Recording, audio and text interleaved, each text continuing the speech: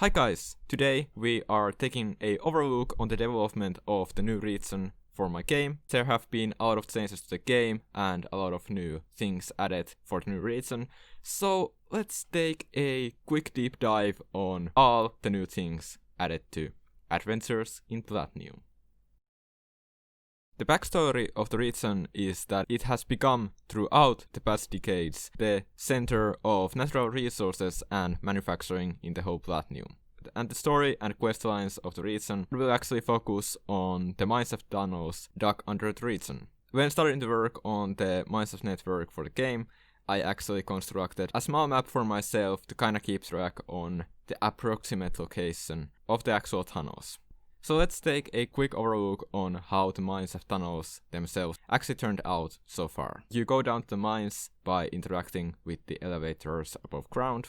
I want the player to feel a bit claustrophobic when traveling inside the Mineshaft system, and maybe in some cases even feel lost. But if we take a look at the Mineshaft system, it's actually pretty much all a one loop, other than for some branches which just go to dead ends. I really like how the Mineshaft network turned out. It works pretty well. I will still be doing a lot of tweaks to the whole mine network during the rest of the development of this region. Now that there was some content inside the region, I actually wanted to add a reason for the player to actually enter the region and discover that content. We have this thing called Balloon Network implemented to the game. It's basically another method of travel for the player, where the player has to construct different balloon stops in different locations to unlock balloon routes to those locations. It's basically just the faster and safer method of travel and will become really useful once there are multiple different regions in the game and the travel distances actually get longer and longer.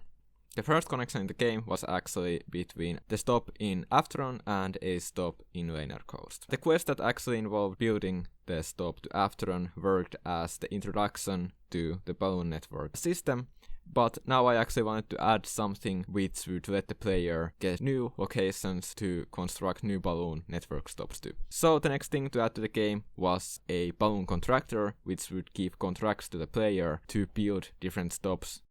When the player interacts with the balloon contractor, they get a small dialogue exchange. If the balloon contractor has new contracts to give to the player, it will open up a map new with a available contracts window open. I don't really like how this window turned out. I will probably still rework this quite a lot. I'm actually planning on doing a bigger world map rework at some point, so probably when I do that I will also do some reworking on this menu. But basically the idea is still there. The player is represented with different contracts to different locations. There's 2 buttons for every contract. The first button will focus the camera to the location where the balloon stop is meant to be built, and the second one will start a quest for the player. And after the player has accepted the contract to go there, they will discover a bridge crossing and also the location on the map where the balloon stop will be constructed, that being Wimborne. So now that we had the mine network set up, and now player could also find their way to the region itself, I actually started working on quests. I wanted to do some quest system changes before actually starting to work on these quests.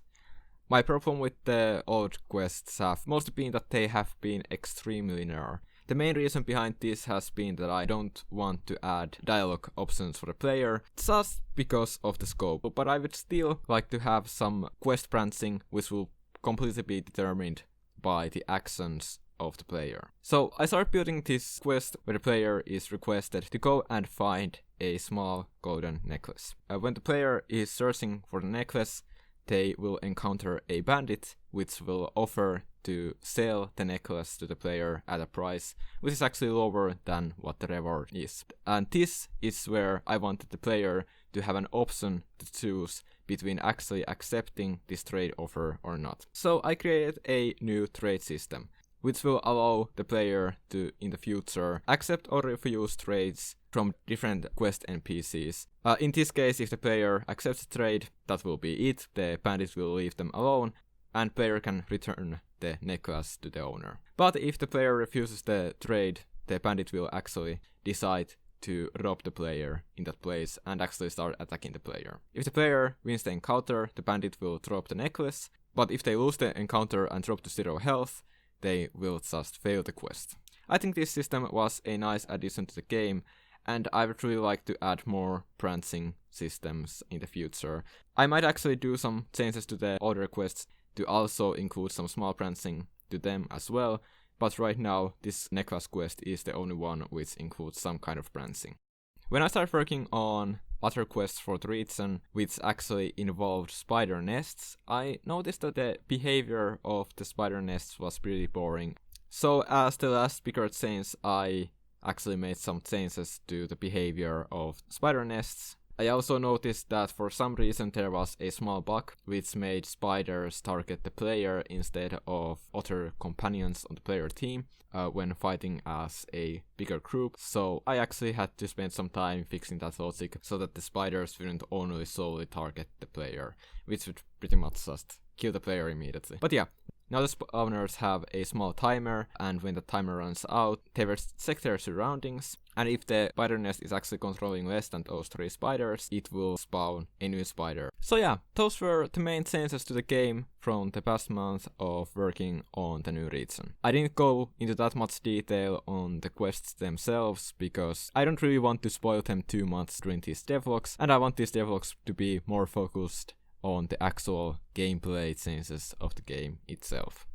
If you wanna stay up to date on the game's development, then be sure to head over to the game's Discord server at platinum.quackpodgames.com/discord. I post frequent updates about the game's development there, and also stream announcements whenever I am live on twitch.tv, which is every Monday and Thursday at 2 PM UTC. There's actually also an older playtest version of the game from this summer available on the Discord server, so if you just wanna try out the game and see what it is all about, just join the Discord and grab a build from there. I will also pick up participants for the closed beta, which is starting in January of next year, throughout the upcoming months from the community members of the Discord server. So if you wanna be part of playtesting the game once the closed beta starts next year, be sure to join the Discord server. Thank you so much for checking this video out, it really means a lot to me. See you guys on the next video. Peace.